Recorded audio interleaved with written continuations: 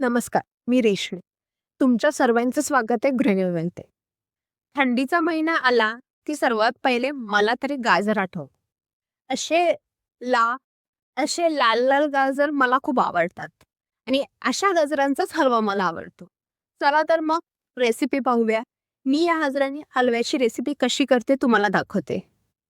आणि सर्वात पहिले आपण गाजराचं तोंड आणि शेपूट कापून घेऊया. तुम्हाला व्हिडिओत दाखवलं आहे.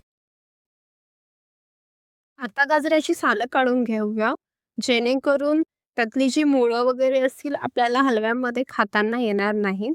हे पूर्णपणे ऑप्शनल आहे. गाजर मोठे आहेत तर मी त्याचे 2 भाग तुकडे करते आणि काही-काही जणं साल न काढता सुद्धा हलवा करतात. पण मी साल काढते. तर तुमची चॉईस आहे तुम्हाला कसा करायचा आहे. मी ताट आणि खिसणी घेतली आहे. आता हे सोललेले गाजर खिसून घेऊया आपण.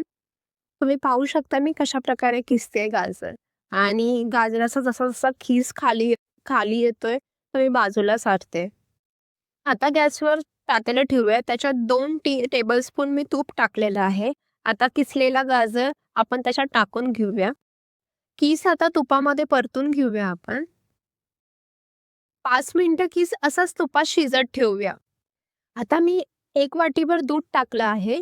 दुधाचं प्रमाण तुम्ही तुमच्या चॉईसने घेऊ शकता. जसा तुमचा गाजरचा किस केवढा आहे, त्यात कितीपर्यंत याचा अंदाज घेऊन तुम्ही दूध टाकू शकता. कारण की आपल्याला हा हलवा या दुधामध्ये शिजत ठेवायचा आहे. आणि त्यातच मी चॉप केलेले ड्रायफ्रूटसुद्धा टाकलेले आहेत. की चेक करायचं आहे की शिजला की नाही. आता मी यात 1 वाटी साखर टाकलेली आहे. साखर सुद्धा तुम्ही तुमच्या आवडीप्रमाणे घ्यायची आहे, की म्हणजे जास्त गोड पाहिजे की कसा पाहिजे, की त्याच्यात थोडीशी मी 1-1.5 चमचा मिल्क पावडर टाकलेली आहे. नंतर वेलची पूड कुटून हलव्याचं पूर्ण पाणी आटल्यानंतर गॅस बंद करायचा आहे.